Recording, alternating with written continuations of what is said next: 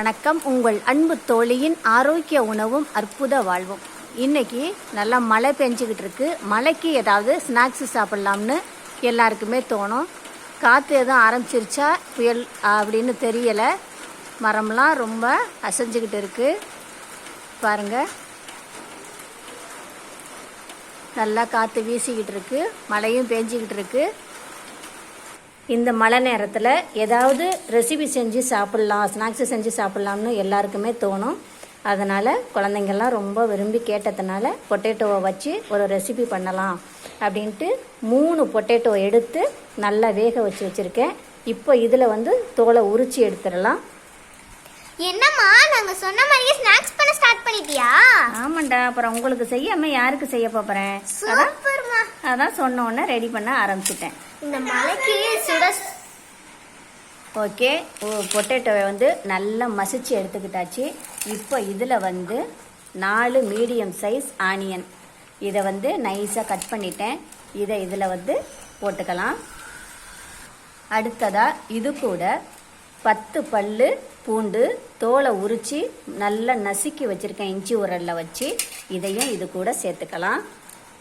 அடுத்ததாக மல்லித்தலை நல்லா ஒரு பிடி நைஸாக கட் பண்ணி வச்சுருக்கேன். இதையும் இது கூட போட்டாச்சு. அடுத்ததாக இது கூட 1 டீஸ்பூன் ஜீரகத்தூள், 1 டீஸ்பூன் மிளகுத்தூள். அடுத்ததாக இதில் 1/2 டீஸ்பூன் மிளகாய்த்தூள். அடுத்ததாக இதில் 1 டீஸ்பூன் சால்ட்டு. இப்போ இது எல்லாத்தையும் ஒரு வாட்டி மிக்ஸ் பண்ணி விட்டுக்கலாம்.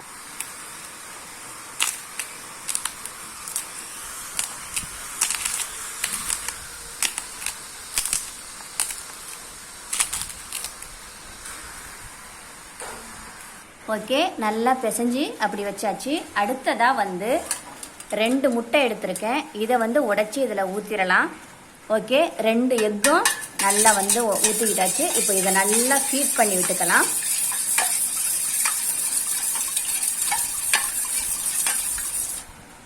ஓகே, எக்கை நல்லா அடித்து விட்டாச்சு. அடுத்ததாக இதில் கடலை மாவு கொட்டிக்கலாம். 1 பவுல் போட்டிருக்கேன்.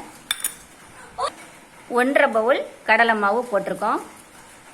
இப்போ இது கூட ஒரு 1/4 டீஸ்பூன் சால்ட்டு போட்டுக்கலாம். இதில் அடுத்ததாக ஒரு 1/4 டீஸ்பூன் மிளகாய்த்தூள் போட்டுக்கலாம். இப்போ இதை நல்லா மிக்ஸ் பண்ணி விட்டுக்கலாம்.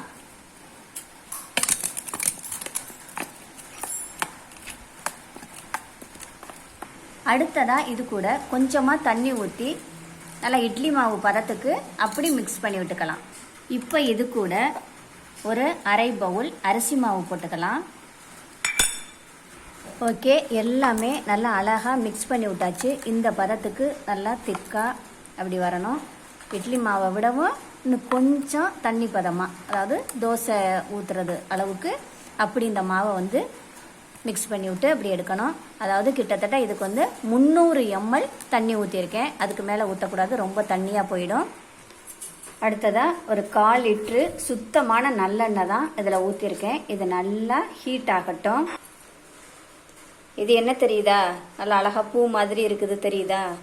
இது எல்லார் வீட்லேயும், ஏழை பணக்காரவங்க உயர்ந்தவங்க தாழ்ந்தவங்க அப்படின்ட்டு எதுவுமே கிடையாது, எல்லார் வீட்லேயும் இது இருக்கும்.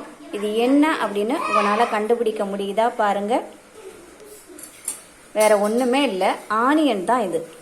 பாருங்க, ஆனியன் தான். அது மாதிரி பூ மாதிரி அழகாக கட் பண்ணி அப்படி எடுத்திருக்கேன். இந்த தோலை அந்த மாதிரி தான் உரிச்சு எடுத்திருக்கேன். பாருங்க, எத்தனைது கரண்ட் இல்லை, காற்று வீசுது, மழை பெய்யுது அப்படிங்கிறதுக்காக கரண்டெல்லாம் ஆஃப் பண்ணிட்டாங்க. பாருங்க, நான் எவ்வளோ அழகாக வைக்கிறேன் பாருங்க. பாருங்க எவ்வளோ அழகாக இருக்குது பார்க்குறதுக்கு. பாருங்க, சூப்பராக இருக்குல்ல. நல்லா அது ஒரு புதுசாக, ஏதோ ஒரு புதுசாக பூத்த ஒரு அழகான பூ மாதிரியே இருக்குது. நீங்களும் ட்ரை பண்ணி பாருங்க. எண்ணெயும் காஞ்சிட்டு அடுத்தது கரண்டும் வந்துருச்சு. கரண்டு போட்டு விட்டாங்க.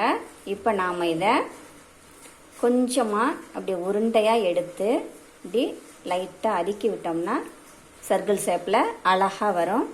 இதை என்ன செய்யணும் அப்படின்னா இந்த மாவில் அழகாக புரட்டி எடுத்துட்டு இதை எண்ணெயில் போட்டுடலாம். அதே மாதிரி எல்லாத்தையும் நம்ம போட்டு எடுக்கலாம்.